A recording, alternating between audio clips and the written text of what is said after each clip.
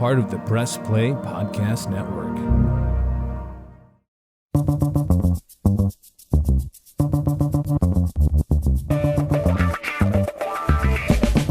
Thank you for downloading the Chase Smith Podcast, proudly part of the Press Play Podcast Network. In this episode, I interview JD Hyman. We talk about our time together at college, his podcasting journey, the depth of podcasting, and his process of writing an episode. Let's get it! Here with me, he's the Chief Operating Officer of Press Play Podcast. Hey, I heard that's a pretty good place to work. I don't know. Check it out. He hosts the Hyman Podcast, a first-person perspective of living in America as a Black man. JD Hyman. JD, what's up, my man?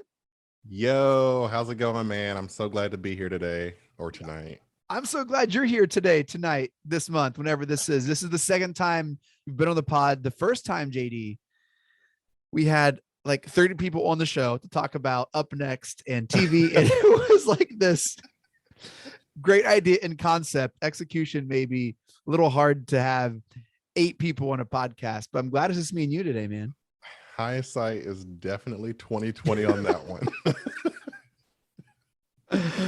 Right. Hindsight's 2020 on a lot of things, man. I wanted to bring you on because I'm doing a mini series on podcasts and podcasting, and JD, you have this really unique ability to draw people in on your show, to engage your audience in a really unique way, and have mastered the art of storytelling through podcast form. And I'm sure you've mastered the art of storytelling. I mean, you're an author, so you have accomplished and figured out a way to tell a story, and you've been able to translate that to audio form. I want to talk about that here in a few moments, JD. But first, I want to give our wonderful listeners a chance to get to know JD Hyman. So JD, how do we meet? Let's talk about when we first met. Can we go there? Yeah, let's go. Fall of 2007. Yeah, fall of 2007. Yeah, I get off a plane in Columbus, Ohio. Yep. I get in a van and I'm driven 38 miles south to a little town called Circleville. And I'm at this school and I'm sitting in a circle with a bunch of freshmen, and there you are. Not a freshman. And I wondered then, I'm like, who is this kid and why is he so wild? Only to learn that you live next door. We were neighbors. We were neighbors in the dorm. I was an RA. It was a good situation. Yeah, so we met at Circleville Bible College, Ohio Christian University, and it's just my life has been better ever since that moment, JD. Ever since that orientation week, whatever it was called, which Riot Week. I don't know if it was it called Riot Week then? It was called Riot Week. Ugh. Gosh, so before that moment, I was visiting my old youth pastor in Michigan. Okay. And I was told I was not supposed to be on campus until a certain date, but they said, "Oh, we were wrong. You need to leave your vacation early and come back to campus." I was like, what? So no joke. I drove through the night to get there for that like morning and afternoon junk. And I was not very happy. Oh, well, you definitely fooled a lot of people because you look like you were having the time of your life. Well, I mean, what are you going to do when you're there? You might as well have fun. But it was, I mean, par for the course for what was going on. Miscommunication, just people not knowing what's going on. Yeah, that was then. I mean, you definitely had a huge impact on my life, and you might not have known it then. But there was this one point you gave me this duct tape bookmark, and I still have that bookmark to this day. And I have made it a point that when I give a gift to someone of a book, I give them a duct tape bookmark. Oh my goodness, JD. You also made an impact on my life. You were pretty quiet it's that first semester. I felt like you were just, I mean, you look like a fish out of water. You're like, I'm in the middle of nowhere. What the heck? Like I could, you wore that pretty clearly. Like it was clear that you were like, was this a good decision? You had a roommate and then that roommate disappeared. Out of nowhere, just disappeared. He's actually, we're doing a podcast on him. We got to remember his name first, but no. No. And you are not quiet, but you were very quiet. And the first, I don't know when this was in the school year, JD. But when I realized, well, you came to like the Bible study we had in our dorm a little bit, but then like this moment sticks out of my brain. I got up one morning, walked down the hall, and all over your door were, I don't know, were they threats to Sally Mae or were they like Sally Mae, like love letters? They were definitely threats to Sally. Okay. All over Sally your Mae door. is a whore. Yes, that's what they were. And I thought that was the funniest thing. I was like, oh, this dude is amazing. And JD, ever since then, man, we have, I think, really appreciated each other. And I think that's grown to a love. I'm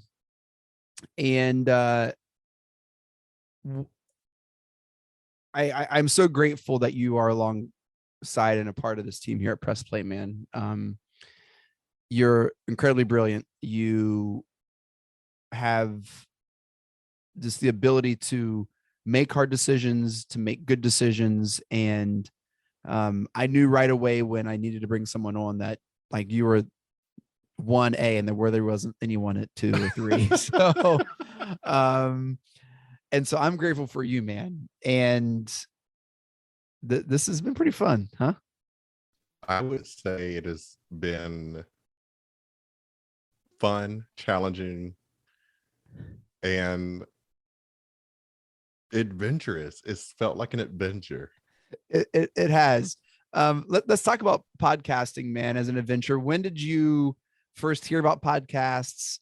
And like, do you remember where you were when you first heard about podcasts? I do. Yes, I do. I was actually at college, Mhm. and there were some guys in the dorm, and they Mhm. had a podcast, and I think you were part of that.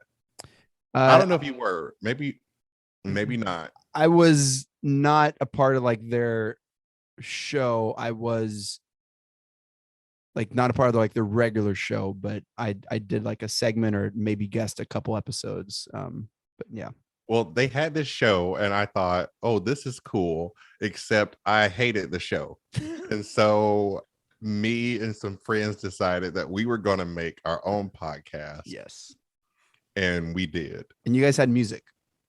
We had music. You did like song of the week or something like that. I remember that. Yes. I was like, that's a really good touch. And we were like breaking barriers and didn't even know it. We had a live episode once. You were breaking barriers. Yes. The podcasting wars of 2007 were definitely interesting. It was absolutely interesting. People had to choose a campus podcast for sure. I shared this on another pod. It was 2006, JD. I was at Marshall. I was a freshman, and I wanted just to hear someone talk about the Cleveland Browns. I know you're shocked, but I went to Apple iTunes and I searched Cleveland Browns, and there wasn't a lot, but there was a few. And I was like, what is this, like a la carte radio? What the heck? This is a, death sentence for radio. That's for sure. Like it was just like incredible. And then since then, Apple has figured it out, and they're still trying to figure it out a little bit. Are you surprised at the staying power of podcasts? Oh, for sure. I mean, I never imagined that podcasts would have taken off the way they did. Mm-hmm. Especially, I mean, I think the pandemic had a lot to do with people discovering podcasts. But yeah, I never imagined that it would become a thing or that it was as big as it is. Yeah, it's definitely a thing. It's definitely something that I don't think is going anywhere. And one of the things I'm trying to do in this series is help people realize that there's more than just pressing record and talking. There's this whole podcast economy that goes into what's going on. And if you kind of look at the tea leaves, like this isn't going anywhere. There's a lot of money. There's a lot of talent. There's a lot of incredible content that's in the world and that's in the podcast universe. That's it's here to stay. Yeah, I mean, even back then, I don't think I listened to any podcasts. I think I somehow came across this campus podcast, and that was the only other podcast I'd ever listened to. And I wouldn't listen to another podcast for a few years after that. Yeah. I've there's a guy's name is Bill Simmons. He used to write for ESPN. He had a podcast in 2007, and I remember driving back to campus from Michigan, having that on, and he was like one of the first ones at ESPN. They were like, sure, whatever. And so to follow his career has been really, really illuminating and inspiring in its own right. JD, when you tell people that you work also at a podcast network as a chief operating officer, what's the response to that? No one is shocked. Mm-hmm. Like, first and foremost, they kind of expected me to do something in media. I think people expect me to do something that has to do with storytelling, and so it's not a shock to people to learn that I work for a podcast network. Yeah, you do. You work it. You work it real well.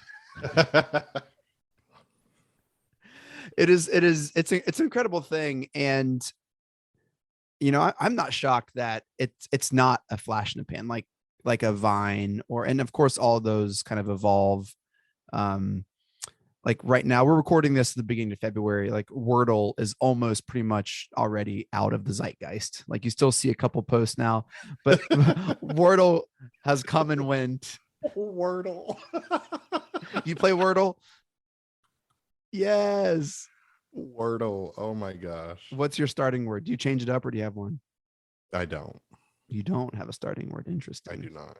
Do you? Yeah. What is it? Is it zeitgeist? No, it's Aisle, AISLE. Interesting. Gets me a good start on some vowels, and it hits the Wheel of Fortune consonants. I guess like it does. Okay. Yeah. 100%. So far, so good. The first couple I did, Leslie and I did them together, and we got 1 and 3, and the next one and 2. And I was like, well, I'm going to start my own. But now she has all those stats, and I'm stuck with like I don't get the 2 or the 3. Yeah. So JD, we've known each other this is coming on 12 years. No, this is 2007. It's almost 15 years, JD. 15 years, yes. Man. 15 years this fall. Years. Oh my gosh. I know. We're old. Do colleges have reunions? I think they do. I think we're actually trying, like Danny Guinan, I think she wants to like get a bunch of people to go to Mexico or something. So maybe that'll be like a college reunion. Mexico. Yeah.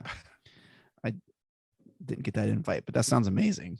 I mean, it's also not my class, but yeah, cool. JD, let's talk about your podcasting journey. Whenever I launched the network, you were also one of my first like messages to say, hey, I'm trying to put this together. JD, I think you'd be incredible at a podcast. What do you think? And you're like, hey, now I don't think now's a really good time. Maybe some other time. I was like, that sucks, but okay. Fast forward to the pandemic. Really was like March of 2020. Or May of 2020. And I had just turned down an offer from a buyout from a network in Chicago. And I realized that I needed to bring people on that were strong in areas that I was weak in. And business operations, I've never started a business. I can lead people, manage people. I can give direction and vision, but the logistics and the how to was just figuring things out. And I didn't want to figure things out anymore. I wanted someone who knew what they were doing, and I wanted them to be the best at what they did. And JD, you came to mind. And as we talked, this is also around the time of George Floyd and that, I'm going to say revolution. Is that fair to call that a revolution? Definitely a revolution. And it just made sense. And as we were talking, I was like, JD, dude, now is the time. And you're like, yes, it is. And you dropped episode 1 of the Hyman podcast. And I mean, I also remember where I was when I listened to that, JD. I was in Circleville. I was driving past the CVS and the Methodist church right there at the corner when it got to the crescendo of your first episode, where you said you went to one of the marches to almost to like as a journalist to take pictures and to kind of like say, hey, this is what's going on, but how you got captivated by the march and by the protest. And all of a sudden you were at the front line, and it was such a clear picture of what happened. I imagine you on the back of a truck with like one of those mega horns, and your camera's now on your back. It was so incredibly done. And the whole first season, JD, was just amazing. So that's my brain, how it happened. What was going on behind the scenes, not in Chase's brain? I think what was going on behind the scenes is exactly what was happening in your brain. So way back, I think it was like 2016, 15 or 16 when we first talked. And I was like, this is just not the right time. Deep down, I knew that, I'd already done this college podcast and it was successful on campus. Yes. Yes. Everybody listened to it. Now, granted, we made fun of a lot of people. It was not the best content, but it was entertaining and people listened to it. But I knew that if I was going to do another podcast, it had to be right. And the stars had to align. And for whatever reason, the stars were not aligning. And I'm not sure if it was my schedule or if I was just in a place where I just wasn't, mentally prepared to take on, that kind of task. But it wasn't the right time. And then after, the pandemic and George Floyd, I thought, what better way to express who I am in a time when people need to know who I am. Yeah. Because I don't know why I thought that if people knew who George Floyd was, that never would have happened to him. And so I thought, I want people to know who I am, because I don't want something like that to ever happen to me. And so it just kind of progressed. And so I knew how I wanted it to start and I knew how I wanted it to end. And it was just a matter of filling in the blanks. Yeah. Well, you did it masterfully. And it's hard to say what you've done a better job of, your podcast or like your network work, because you're incredibly high capacity and you are brilliant. And it's, I'm not supposed to be proud of anything. I'm really not. It's part of what I do. They're like, no, don't be prideful. And I try to be not prideful, but I'm pretty darn proud of the work that we've all accomplished in the network. Yeah. And I'm proud of the team. I think I was just talking to someone tonight that we just have the best team, and that's just what it comes down to. And so, yeah, you finished the first season. How was your first season received? In the beginning, it was a lot of mixed reviews, but mostly positive. Why the mixed reviews? People didn't know like how to take it. Mm-hmm. It was something that needed to happen, and people kind of knew something needed to happen. They just didn't know how to take it. Towards the end of the first season, I dropped an episode that was more personal. It was like my personal journey with racism.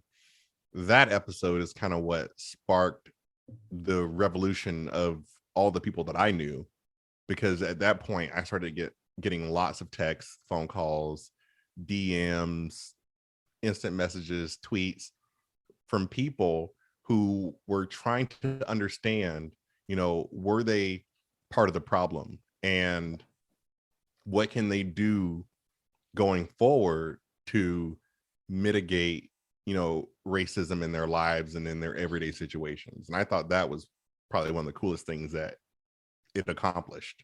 Yeah. And I think too, you're a pretty private person.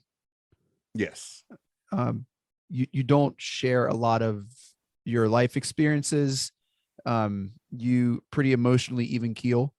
I mean, you're passionate and you make really funny like TikToks or whatever about, but generally you keep things either super silly and goofy, like you don't share the real JD a lot. And this is the real JD on your podcast.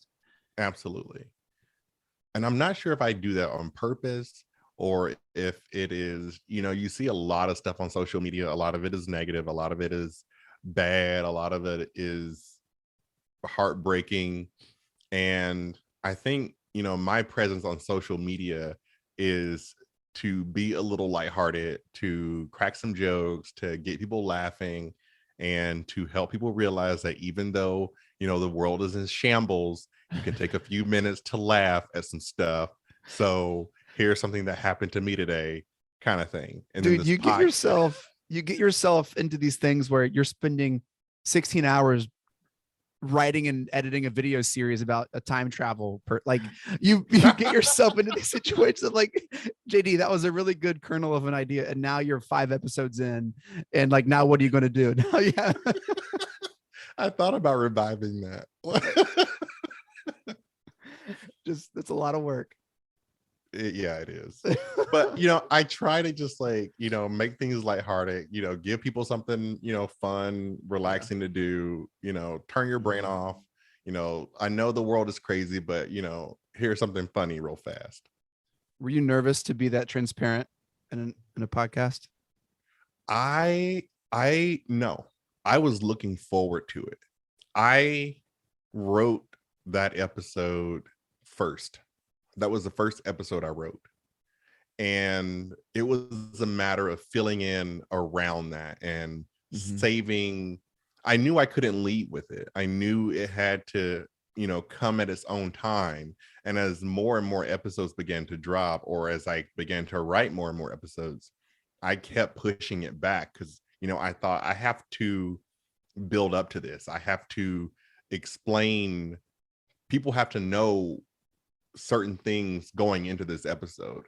And so the first few episodes, or the first 5 or 6 episodes of this series, is really to build up to that. So that episode is probably the penultimate episode of the series, and everything else is kind of like leading into that and how we got to, where we are. So no, I was ready to launch that out of the gate, but I had to think about it from a storytelling approach. And so I had to save it. And it was hard to sit on that for as long as I did. Well, yeah, it's incredibly powerful. Was that the episode you brought in a spoken word artist? No, that spoken word artist was the finale. Okay. Gosh, banger after banger, man. So JD releases this intimate, personal kind of hey, this was my experience and this is jacked up. And then you follow that up with this incredible spoken word artist. It is just beautiful, man. I teared up. I also know where I was when I listened to that. I was on the way back from grabbing McDonald's, like a back alley, going around a busy street. Just incredible stuff, man. Season two. Season 2 is out now. Little different than season 1. Yes. But just as engaging and just as in depth. I think season 2 is more, it's exploring all kinds of things, from again, my perspective. Yeah.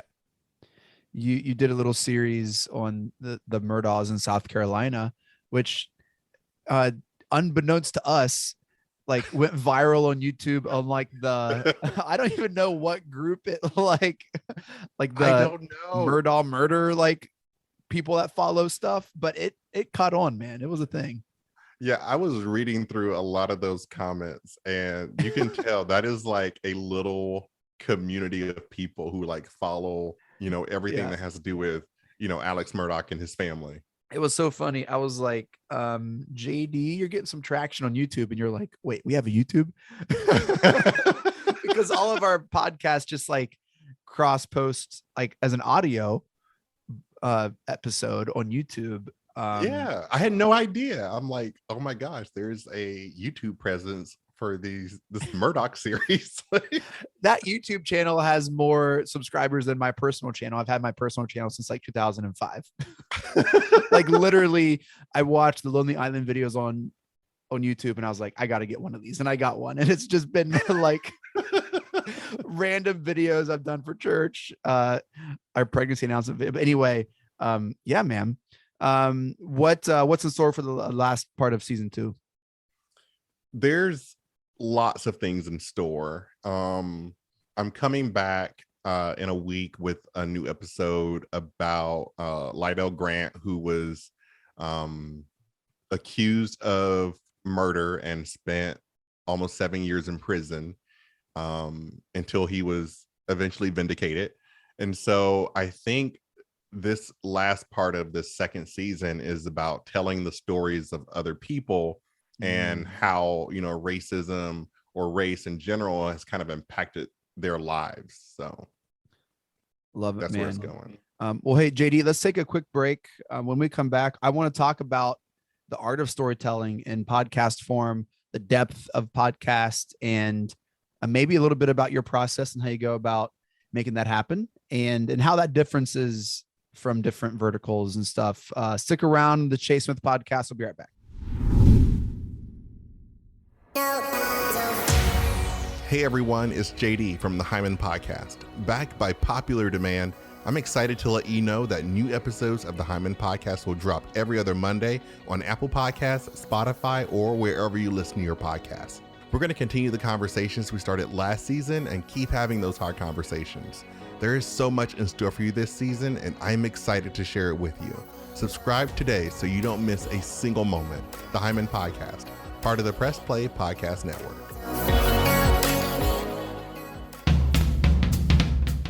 Hello, this is Don Mike Mendoza, the host of the Producing While Asian podcast. Join us to listen in on conversations with everyone who identify from producers to non-producers who all are part of the AAPI community. There's all that and more on the Producing While Asian podcast here on the Press Play Podcast Network. Hello, Brooks here with the Books with Brooks monthly book club podcast. Listen, it is beyond time for you to join a book club. I know you've been thinking about it, and everyone's doing it. Here's how Books with Brooks works. We read one book a month, and then we talk about it. Classics like Stephen King's The Shining, debut novels like We Are the Brennans by Tracy Lang, and tons of other compelling, life-changing stories, one book and 1 month at a time. So come read along with us and then listen in.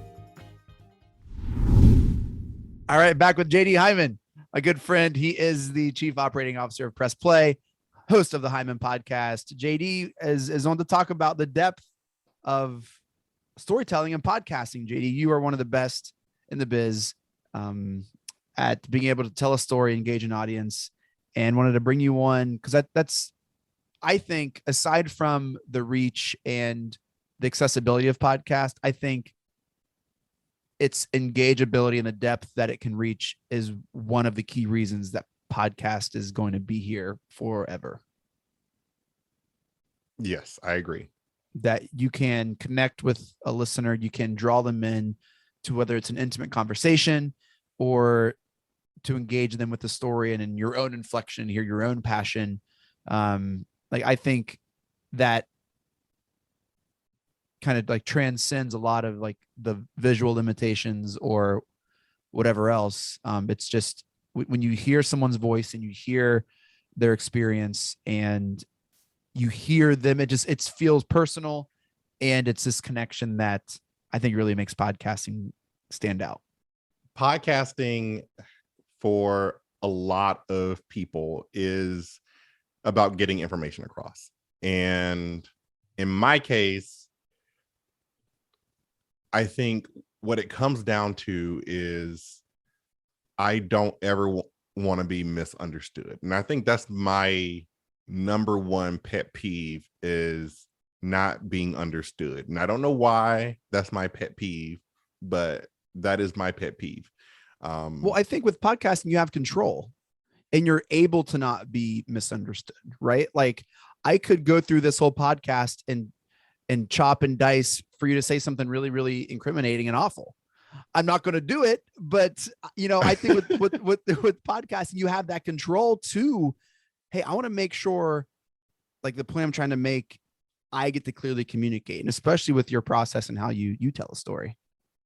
Yes, but I've seen situations where people try to explain something and they don't feel like they explain it the way that they should, and so they try to explain it again, and they continue to word vomit and try to correct and try to redirect, and before you know it, it's like wholly confusing. And so I think that's like my pet peeve, and also my number one fear of A, being misunderstood, and B, leading people into a rabbit hole of confusion. Yeah. Well, I think too, one of your strengths is you're very calculated, and you have the ability to be calculated in a podcast, especially as you tell a story. JD, what is your process of writing an episode? It is a very meticulous thing that happens. First, I kind of outline what I want to tell a story about. Then I decide how to best convey that message. Then I decide how is the best way to frame the story. And finally, I try to, whenever possible, draw parallels either with my own life or with another real life situation. And when you merge and marry all of those elements, you get hopefully a cohesive story. Well, it's incredibly compelling, and it's very, very different from the world of podcasting that I'm in. I love talking about sports. And I love interviewing people, and there's more of this when in interviews, but with sports, man, it's easy to talk about last night's game or like some move your team made. The content really isn't evergreen. It's out of date after X amount of days. Where on the other hand, like the art of storytelling and how you are able to craft narratives and find themes, you can listen to that anytime, and it's just as compelling and engaging as it was when you released it. A while ago, many years ago, and when I say many, probably like 6 or 7 years ago, I listened to a TED Talk, and the TED Talk was about storytelling. And she said something that's kind of stuck with me all these years, that every one of us has this innate desire to tell our story and have it heard. And that phrase, that sentence spoke volumes to me. And when I think about crafting stories and building stories and telling narratives, I want to put the listener in the driver's seat, and I want them to experience everything that I was able to experience it.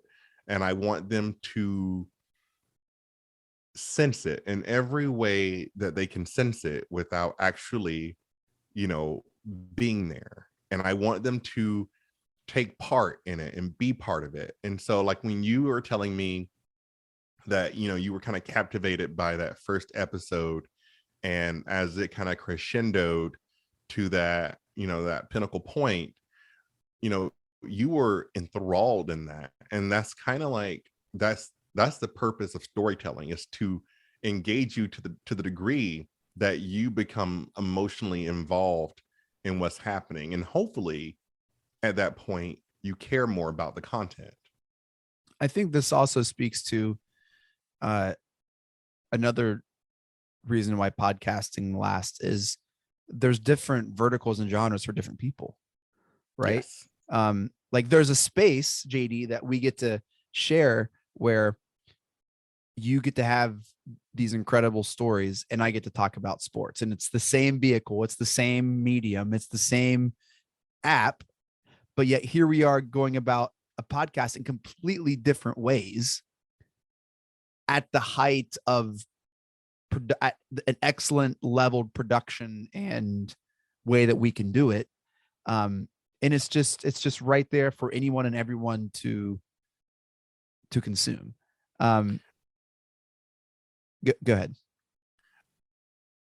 You're right. We do have different ways of telling our stories or sharing our content.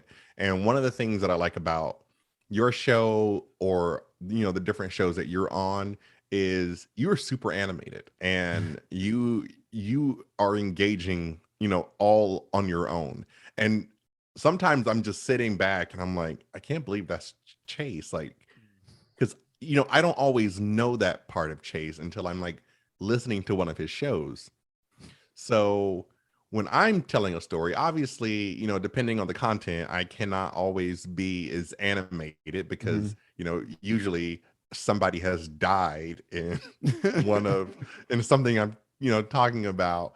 And, I want to respect the people who are involved in these stories. And I want to, respect the experiences.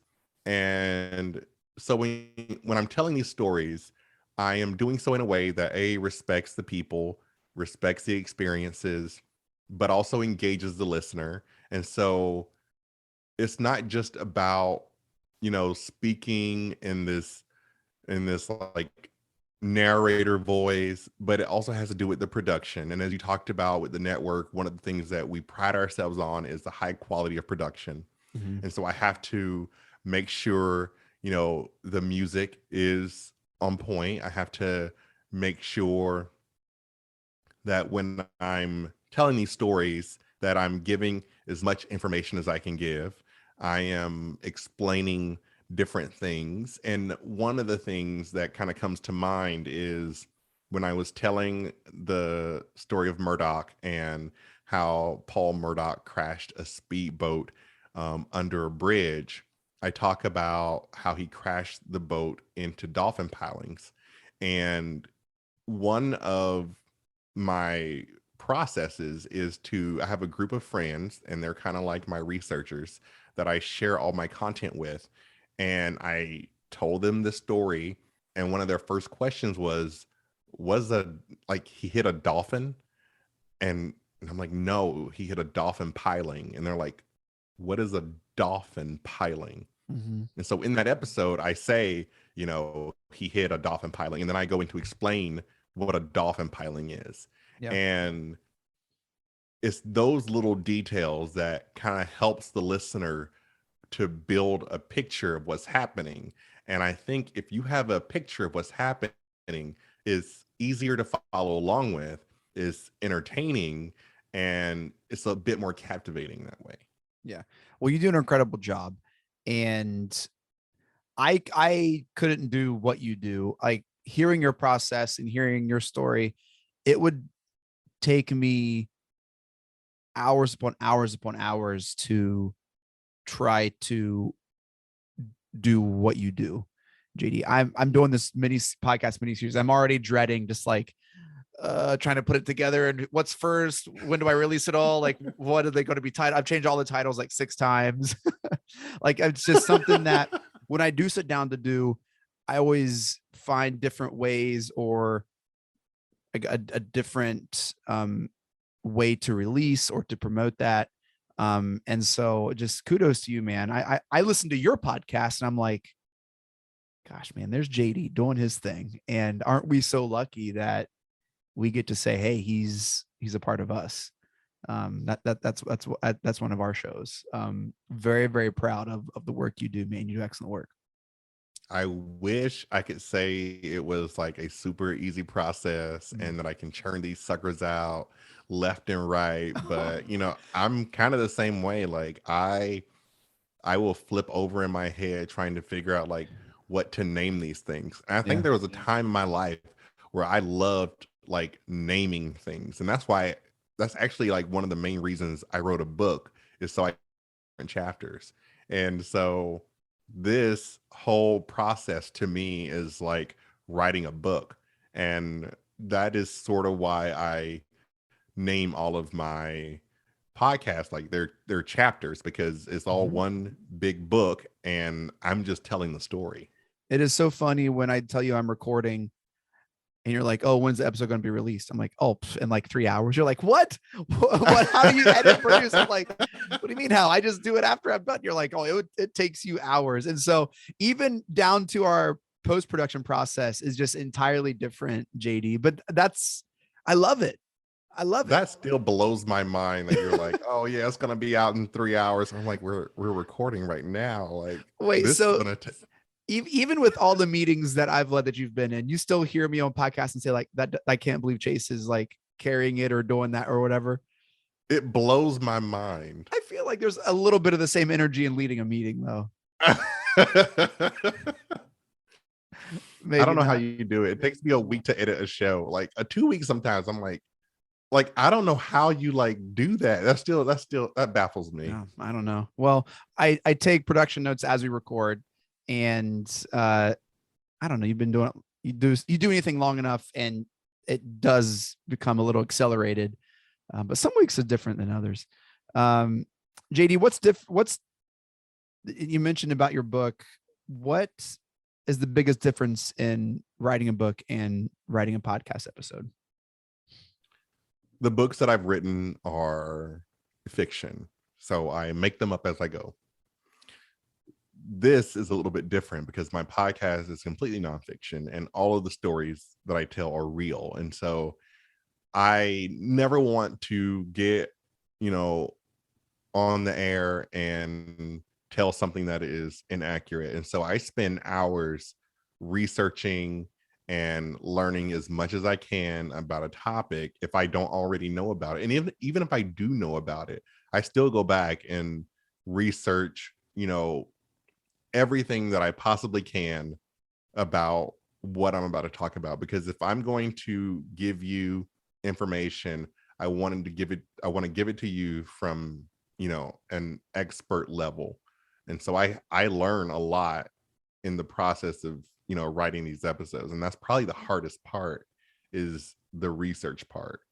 But I have to imagine though, some of the feedback you get and even the texts, like to see all your hard work, like actually like mean something to someone and like kind of like come like to see the fruit of that. I'm sure it's so incredibly rewarding, JD. Have there been some really like really, really neat moments where you've been like that was like super cool?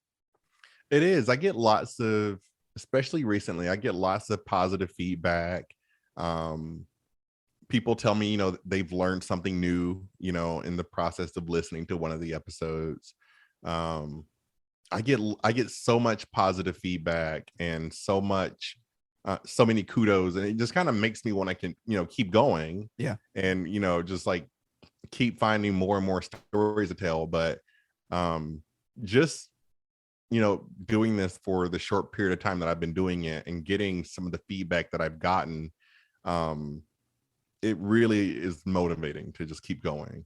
It is. You motivate me to keep going, JD. You really do.